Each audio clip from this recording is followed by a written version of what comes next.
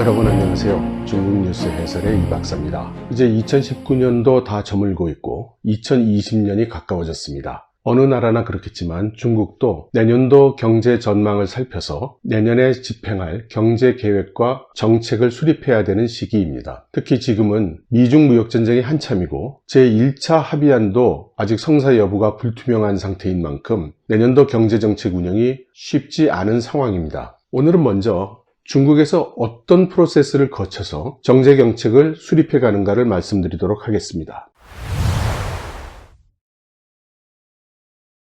먼저 모두 4가지 단계를 거치게 되는데요. 가장 먼저 첫 단계는 정치국 회의입니다. 지난번 동영상에서 이미 정치국 회의가 열린 것은 말씀드렸죠. 이 정치국 회의에서는 비단 경제 영역뿐만 아니라 정치, 사회, 국방 모든 분야의 내년도 전략과 방침을 결정을 합니다. 그리고 회의가 끝난 다음에는 조금 그런 것들이 정리가 돼서 외부로도 조금 발표가 되고요. 이렇게 만들어진 정치국 회의 결과를 당의 인사 좌담회를 열어서 공산당 외의 다른 정당, 소위 민주당파라고 부르는 공산당 외의 정당들과 소통을 하고 합의를 갖는 그런 과정을 거칩니다. 물론 이것은 지금은 형식적인 과정에 불과합니다. 대체로 시진핑 주석이 주재를 해서 리커창 총리가 설명을 하고 그러면 각 정당 대표들이 몇 마디씩 코멘트를 한 다음에 시진핑 주석이 종결을 짓는 이런 형식적인 절차화 되어버렸는데요. 중국의 경제정책을 분석해야 되는 저희들 같은 사람으로서는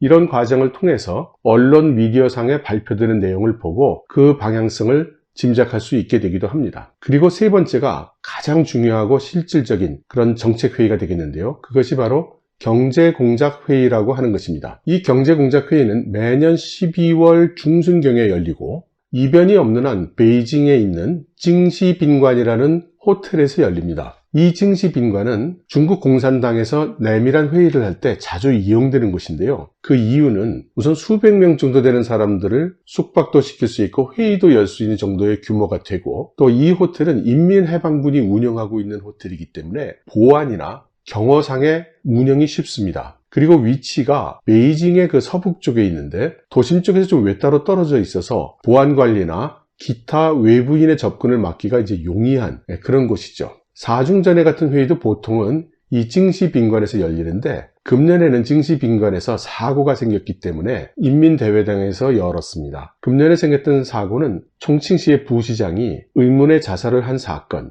그런 것이 있었습니다. 이 경제공작회의는 정치국 회의에서 나온 결과를 기초로 해서 정치국 회의에서 내린 방침을 어떻게 구체적으로 달성할 것인가 이런 실행 계획을 짜는 곳입니다. 여기에 참석하는 범위는 먼저 정부 중앙부처 중에서 주요 경제부처가 다 참석을 하고요. 그리고 각 지방정부에서 성급 간부들, 당서기, 성장 이런 사람들이 참석을 합니다. 그리고 각종 관련 위원회들, 심화개혁위원회라든가 화가회의라든가 이런 위원회들의 멤버들이 또 참석을 하고 중앙은행인 인민은행 쪽이라든가 증권보험감독위원회라든가 이런 쪽에서도 참석을 합니다. 그래서 상당히 규모가 큰 회의이고요. 여기서는 아주 실질적이고 피부에 와닿는 그런 정책들을 결정하게 됩니다. 금년 같은 경우에는 이번 주 10일부터 13일까지 4일간 개최될 예정입니다. 이렇게 해서 경제공작회의에서 내년도 정책이 결정이 되면 이것은 내년에 양회가 열릴 때 전인대가 우리나라의 국회 같은 역할을 하는 것이니까요. 전인대의 보고가 돼서 거기서 심의와 통과를 하게 되는데 사실 거기서 부결되는 일은 없기 때문에 그것은 형식적인 것이고 실질적인 것은 전부 이 세 번째 단계인 경제공작회의에서 결정된다고 보면 되겠습니다. 내년 중국의 구체적인 경제정책은 말씀드린 이 경제공작회의가 끝나고 그 결과가 나와야 확실히 알 수 있겠지만 현재 상태에서도 정치국 회의에서 지시하고 있는 내용을 보고 어느 정도는 방향을 짐작할 수 있습니다. 정치국 회의 결과에서 경제에 관한 것은 이렇게 이야기를 하고 있습니다. 2020년은 100년 목표이며 13차 5개년 계획의 종료되는 해로서 샤오캉 사회, 그러니까 누구나 의식주를 걱정하지 않는 기본적으로 중산층 정도의 생활을 유지하게 되는 그런 사회, 이것을 건설한다는 목표 시한이 바로 내년인 2020년이라는 것입니다. 그런데 지금 중국의 내외부 환경은 만만치 않죠. 그래서 정치국 회의에서는 이러한 환경의 변화, 리스크의 변화를 변증법적 사유를 통해서 개혁 개방을 더 강력하게 추진할 수 있는 원동력으로 변환시켜야 한다. 이렇게 이야기를 하고 있습니다. 우리식으로 표현한다면 외부의 변화, 내부의 변화에 굴하지 않고 그 어려움을 오히려 한층 더 개혁 개방 그리고 공산당의 정책을 추진하는 데 쏟아라. 이런 정도의 의미가 될 것 같습니다. 그리고 구체적으로 몇 가지 단어들을 쭉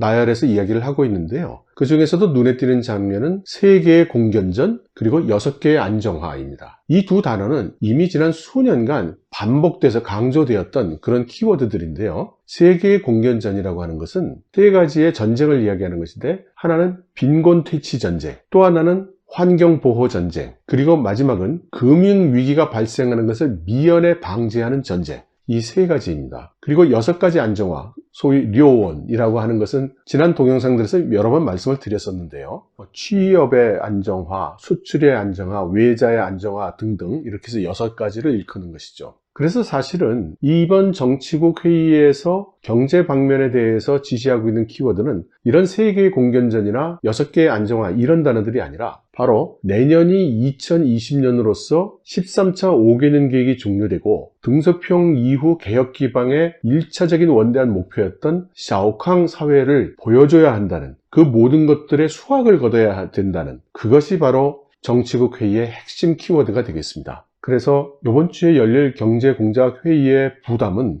그 어느 때보다 무거울 것 같습니다. 이제는 더 이상 연기할 수도 없고 당해 연도에 모든 성과를 보여야 되니까요. 그리고 중국 당국은 아마도 동원 가능한 모든 정책 수단을 투입할 것으로 생각이 됩니다. 바로 수일 전에 인민은행장인 이캉이 장문의 문장을 발표를 했었는데요. 예의 그 3푼 화법으로 무슨 말인지 잘 알 수 없게 돼 있지만 그 중에서 관련해서는 한 가지 유의할 만한 단어가 있었습니다. 그것은 뭐냐 하면은 우리 인민은행은 여러 가지 정책을 준비해 왔다라고 한 구절입니다. 금년에 중국 경제가 사실 만만치 않게 어려움을 겪어왔는데 대책을 시행하지 않고 준비를 계속해왔다는 것입니다. 그것은 내년 2020년에 샤오캉 사회를 건설하는 것에 성공했다고 이야기할 수 있도록 집중적으로 각종 정책이 시행될 것이라는 것을 의미한다고 보겠습니다. 과연 어떤 정책이 구체적으로 시행될 것인가? 이것은 경제공작회의가 끝나고 나서 그 결과를 분석해야 알 수 있을 것 같습니다. 여러분,